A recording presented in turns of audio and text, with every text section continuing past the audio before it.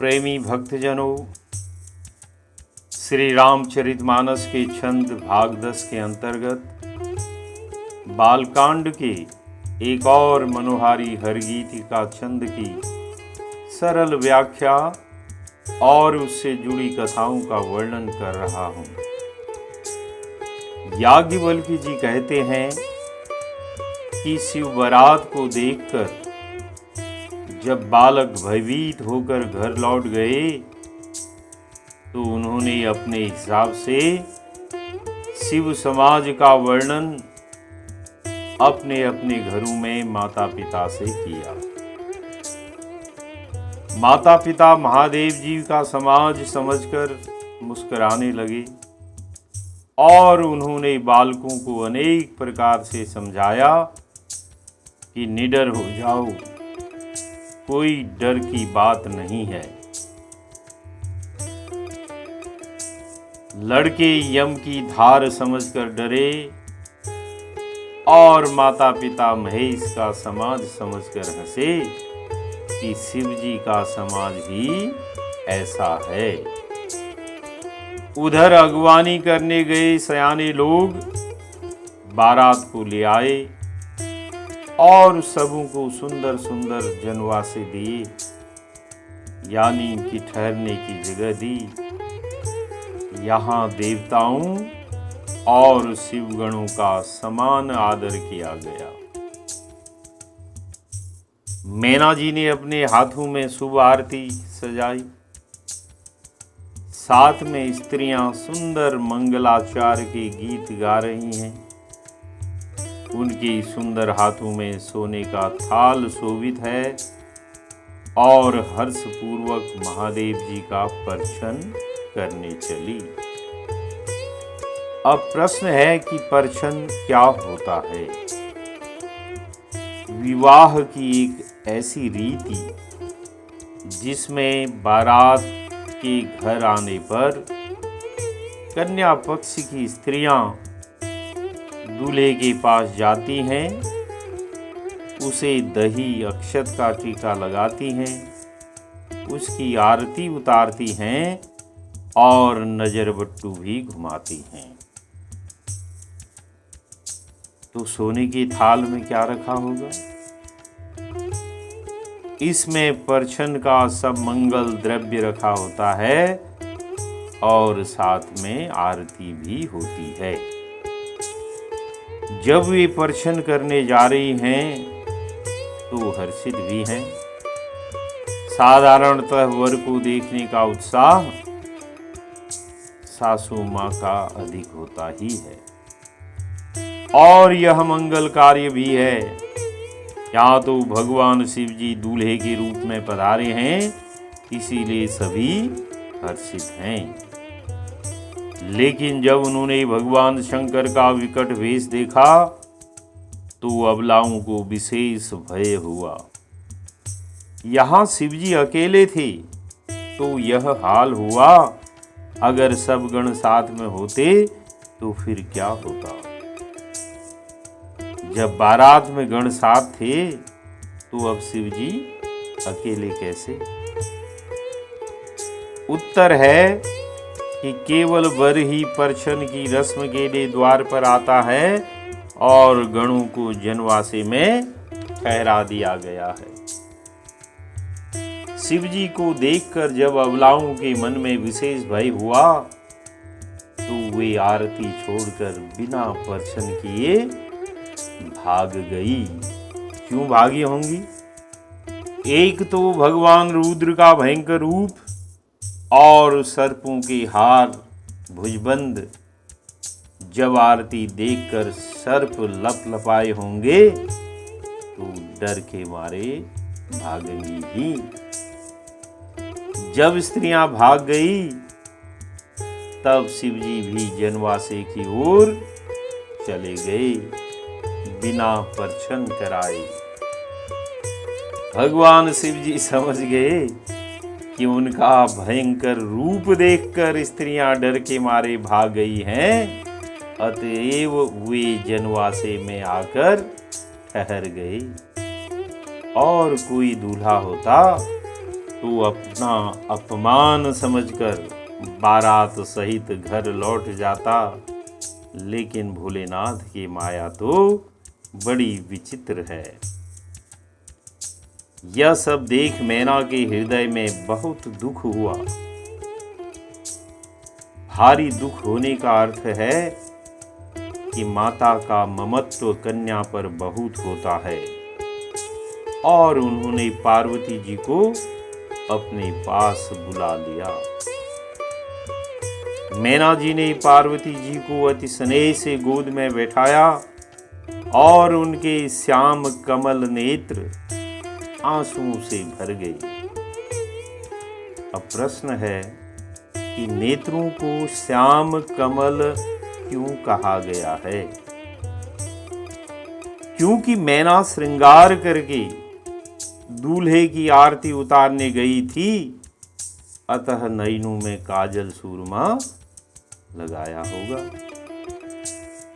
और विचारती हैं कि यह तो राजकुमारी है, इसका निर्वाह योगी के साथ कैसे होगा। वर का भयानक रूप देखकर अपनी कन्या के सुंदर रूप का सोच करने लगी और कहने लगी, जिस विधाता ने तुमको इतना सुंदर रूप दिया है, उस मूर्ख ने तुम्हारे दूल्हे को ऐसा बावला कैसे बनाया। क्योंकि रूपवती दुल्हन के लिए तो रूपवान दूल्हा ही चाहिए। ऐसा भयानक वर रचना विधाता की मूर्खता का ही काम है। जो प्रश्न मैना जी को ब्रह्मदेव से करने चाहिए, वह अपनी कन्या से करने लगी। शायद वह चाहती हैं कि ऐसा सुनकर कन्या अपनी अस्वीकृति दे दे। भाव यह है कि मैना जी तन मन वचन से उमा जी के स्नेह में डूब गई हैं। यहाँ पर तुलसीदास जी ने एक अद्भुत मनोहारी छंद की रचना की है। आइए इस छंद का गायन करते हैं। कस कीन बरु बाराह विधि, जेहि तुम्हि सुंदरता दई, जो फलु चाहिए सुर तरहि सो, बरबस बबू रही लाग गई। तुम सहित गिरी तै गिरो पावक, जरो जल निधि महु परो, घरु जाऊ अपजसु हो जग जीवत, विवाहु न हो करो। कस कीन बरु राह विधि, जेहि तुम्हि सुंदरता दई। मैना जी पार्वती जी से कहती हैं कि जिस विधाता ने तुम्हें इतना सुंदर रूप दिया, उसने तुम्हारे लिए कैसे बावला वर बनाया। कहने का भाव यह है कि सुंदर स्त्री का पति भी सुंदर ही होना चाहिए। ऐसा अक्सर होता भी है, किंतु कभी कभी उल्टा भी तो होता ही है। जो फल चाहिए सुर तरही, सो बरबस बबू रही ला गई। सुरतर कहते हैं कल्प वृक्ष को। मैना जी कह रही हैं कि जो फल कल्प वृक्ष में लगना चाहिए, वह जबरदस्ती बबूल पर लग रहा है। यहाँ उमा जी फल हैं, सुंदर रूप वाला पति सुरतरु है, यानी कल्प वृक्ष है, और शिव जी बबूल के वृक्ष हैं। कहने का अर्थ है कि मैना जी नहीं चाहती कि पार्वती जी का विवाह शिव जी के साथ हो। चाहिए सुर तरुहि, का भाव यह है कि उमा जी का ब्याह किसी परम सुंदर सुरतरु यानी देवता के साथ होना चाहिए। बबूल तो प्रेत वृक्ष है, उसमें तो कांटे ही कांटे हैं। यहाँ शिव जी की तुलना बबूल से की है, क्योंकि बबूल में कांटे होते हैं और यहाँ शिव जी में सर्प, जटाएं, मुंडमाल, विभूति, बागंबर आदि कांटे सदृश ही तो हैं। मैना जी चाहती हैं कि पार्वती जी का विवाह तो सुरतरु यानी भगवान विष्णु के साथ होना चाहिए। दोनों ही अति सुंदर भी हैं। आगे मैना जी कहती हैं, तुम सहित गिर तय गिरो, पावक जरो, जल निधि महु परो। कि यदि तुम जीवित रहोगी तो वे बलात् ब्याह कर ले जाएंगे। कौन ले जाएंगे? भगवान शंकर तुम्हें जबरदस्ती विवाह करके ले जाएंगे। इसलिए तुम्हारे साथ ही मैं पर्वत से गिरूंगी। क्यों गिरूंगी भाई पर्वत से? क्योंकि मैना जी और पार्वती जी दोनों पर्वत पर ही निवास करती हैं। अतः वहां से गिरने की बात कह रही हैं। यहाँ 3 प्रकार से मरने की तैयारी कर रही हैं। गिरी तय गिरो, पावक जरो, जलनिधि महु परो। यानी पर्वत, पावक कहते हैं आग को, और जल कहने का भाव यह है कि मरने पर शरीर को इन 3 तत्वों में से किसी एक तत्व की प्राप्ति होती है। किसी को पृथ्वी तत्व मिलता है, किसी को अग्नि तत्व, तो किसी को जल तत्व मिलता है। मरने के 3 उपाय मैना जी के मनोभाव के अनुसार ही हैं। वे सोचती हैं कि ऐसे भयानक दूल्हे के स्पर्श से अच्छा है कि मैं पुत्री सहित मर जाऊं। आगे क्या कहती हैं? घर जाऊं अब जस हो, जग जीवत विवाह न हो करो।